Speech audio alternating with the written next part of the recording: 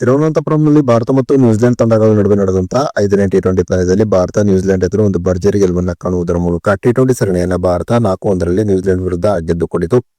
ಏಕದಿನ ಸರಣಿಯಲ್ಲಿ team India New Zealand ಎದುರು ಒಂದು ಉತ್ತಮವಾದ ಪ್ರದರ್ಶನವನ್ನು ತೋರಲು ವಿಫಲವಾಗಿ ಏಕದಿನ ಸರಣಿಯನ್ನು ನ್ಯೂಜಿಲೆಂಡ್ ಎದುರು ಭಾರತ ಸೋತಿತ್ತು. ಆದರೆ ಟಿ20 ಸರಣಿಯಲ್ಲಿ ಟೀಂ ಇಂಡಿಯಾ ಒಂದು ಭರ್ಜರಿಯಾದಂತಹ ಪ್ರದರ್ಶನ ತೋರಿ ಟಿ20 ಸರಣಿಯನ್ನು ಗೆದ್ದು ಇದೀಗ ಕಾನ್ಫಿಡೆನ್ಸ್ ಇಂದ ಟಿ20 ವರ್ಲ್ಡ್ ಕಪ್ಗೆ ಟೀಂ ಇಂಡಿಯಾ ಎಂಟ್ರಿ ಕೊಟ್ಟಿದೆ ಅಂತಾನೆ ಹೇಳಬಹುದಾಗಿದೆ.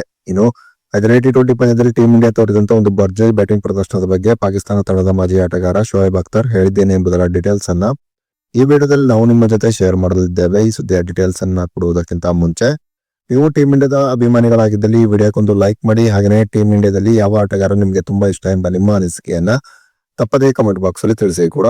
ತಿರುವನಂತಪುರಂನಲ್ಲಿ ಭಾರತ ಮತ್ತು ನ್ಯೂಜಿಲೆಂಡ್ ತಂಡಗಳ ನಡುವಿನ 5ನೇ ಟಿ20 ಪಂದ್ಯದಲ್ಲಿ ಟಾಸ್ ಗೆದ್ದು ಮೊದಲು ಬ್ಯಾಟಿಂಗ್ ಇಳಿದಂತ ಭಾರತ ನಿಗದಿತ 20 ಓವರ್ನಲ್ಲಿ 5 ವಿಕೆಟ್ ಅನ್ನು ಕಳೆದುಕೊಂಡು 271 ರನ್ಗಳ ಒಂದು ಬೃಹತ್ ಮೊತ್ತವನ್ನು ಕಲೆ ಹಾಕಿತು. 5ನೇ ಟಿ20 ಪಂದ್ಯದಲ್ಲಿ ಟೀಂ ಇಂಡಿಯಾದ ಪರವಾಗಿ ಇಶಾನ್ ಕಿಶನ್ 43 ಎಸೆತದಲ್ಲಿ 103 ರನ್ ಅನ್ನು ಹೊಡೆದರು. ಇನ್ನು ನಾಯಕ ಸೂರ್ಯಕುಮಾರ್ ಯಾದವ್ 30 ಎಸೆತದಲ್ಲಿ 63 ರನ್ ಅನ್ನು ಹೊಡೆದರು.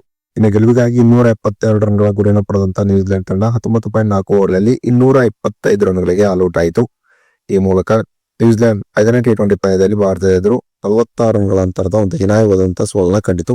ನ್ಯೂಜಿಲೆಂಡ್ ಎದುರಿನ ಈ ಟಿ20 ಸರಣಿ ಟಿ20 ವರ್ಲ್ಡ್ ಕಪ್ ಗಿಂತ ಮುಂಚೆ ಟೀಂ ಇಂಡಿಯಾಕ್ಕೆ ದೊಡ್ಡ ಮಟ್ಟದಲ್ಲಿ ಕಾನ್ಫಿಡೆನ್ಸ್ ಅನ್ನ ನೀಡಲಿದೆ. ಖಂಡಿತವಾಗಿಯೂ ಟಿ20 ವರ್ಲ್ಡ್ ಕಪ್ ನಲ್ಲೂ ಕೂಡ ಟೀಂ ಇಂಡಿಯಾ ಒಂದು ಭರ್ಜರಿಯಾದಂತಹ ಪ್ರದರ್ಶನವನ್ನು ತೋರುವುದರ ಮೂಲಕ ಟಿ20 ವರ್ಲ್ಡ್ ಕಪ್ ಅನ್ನ ಮತ್ತೆ ಟೀಂ ಇಂಡಿಯಾ ಎತ್ತಿ ಹಿಡಿಯಬಹುದೆಂಬ ನಿರೀಕ್ಷೆಯಲ್ಲಿ ಇದೀಗ ಟೀಂ ಇಂಡಿಯಾದ ಅಭಿಮಾನಿಗಳಿದ್ದಾರೆ.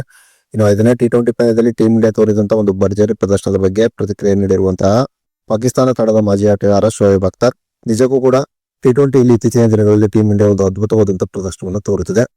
ಟಿ20 ವರ್ಲ್ಡ್ ಕಪ್ ನಲ್ಲಿ ಭಾರತದಷ್ಟು ಬಲಿಷ್ಠವಾದಂತಹ ಬ್ಯಾಟಿಂಗ್ ಲೈನಪ್ ಅನ್ನು ಹೊಂದಿರುವಂತಹ ತಂಡ ಮತ್ತೊಂದಿಲ್ಲ. ಈ ಬಾರಿಯ ಟಿ20 ವರ್ಲ್ಡ್ ಕಪ್ ನಲ್ಲಿ ಟೀಂ ಇಂಡಿಯಾದ ಬ್ಯಾಟ್ಸ್ಮನ್ ಗಳನ್ನು ಕಟ್ಟಿ ಹಾಕಲು ಎದುರಾಳಿ ತಂಡದ ಬೌಲರ್ಸ್ ಗಳು ತುಂಬಾನೇ ದೊಡ್ಡ ಮಟ್ಟದಲ್ಲಿ ಹರಸಾಹಸವನ್ನ ಪಡಬೇಕಾಗುತ್ತದೆ.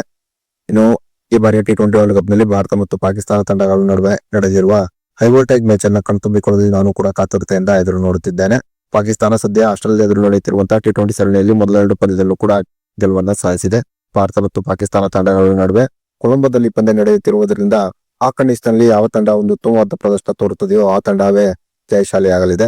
ಭಾರತ ತಂಡವನ್ನ ಟಿ20 ವರ್ಲ್ಡ್ ಕಪ್ ನಲ್ಲಿ ಪಾಕಿಸ್ತಾನ ಮಣಿಸಬೇಕಾದರೆ ಎಲ್ಲಾ ವಿಭಾಗದಲ್ಲೂ ಕೂಡ ಒಂದು ಸರ್ವಶ್ರೇಷ್ಠವಾದಂತಹ ಪ್ರದರ್ಶನವನ್ನ ತೋರಲೇಬೇಕಾಗಿದೆ. ಭಾರತ ನ್ಯೂಜಿಲೆಂಡ್ ಎದುರು ನಡೆದಂತಹ ಟಿ20 ಸರಣಿಯಲ್ಲಿ ನ್ಯೂಜಿಲೆಂಡ್ ತಂಡದ ಬಲಿಷ್ಠ ಬೌಲಿಂಗ್ ಲೈನಪ್ ಅನ್ನೇ ಚೆನ್ನಾಗಿ ಬಂಡೆತ್ತಿದೆ. ಇನ್ನು ಪಾಕಿಸ್ತಾನ ತಂಡವು ಕೂಡ ಉತ್ತಮವಾದಂತಹ ಬೌಲಿಂಗ್ ಲೈನಪ್ ಅನ್ನು ಹೊಂದಿದ್ದರೂ ಕೂಡ ಟೀಂ ಇಂಡಿಯಾದ ಬ್ಯಾಟಿಂಗ್ ಲೈನಪ್ ಎದುರು ಈ ಬೌಲಿಂಗ್ ಲೈನಪ್ ಯಾವ ರೀತಿಯಾದಂತಹ ಪ್ರದರ್ಶನವನ್ನ ತೋರುತ್ತದೆ ಎಂಬುದರ ಮೇಲೆ ಪಂದ್ಯದ ಫಲಿತಾಂಶ ಅವಲಂಬಿತವಾಗುತ್ತದೆ ಎಂಬುದು ನನ್ನ ಅನಿಸಿಕೆಯಾಗಿದೆ. ಖಂಡಿತವಾಗಿಯೂ ಪಾಕಿಸ್ತಾನ ಭಾರತವನ್ನ ಮಣಿಸುವುದಕ್ಕೆ ತುಂಬಾನೇ ಕಷ್ಟವನ್ನಂತೂ ಪಡಬೇಕಾಗುತ್ತದೆ ಎಂಬ ತಮ್ಮ ಅನಿಸಿಕೆಯನ್ನ ಶೋಯಬ್ ಅಖ್ತರ್ ಹೊರಹಾಕಿದ್ದಾರೆ.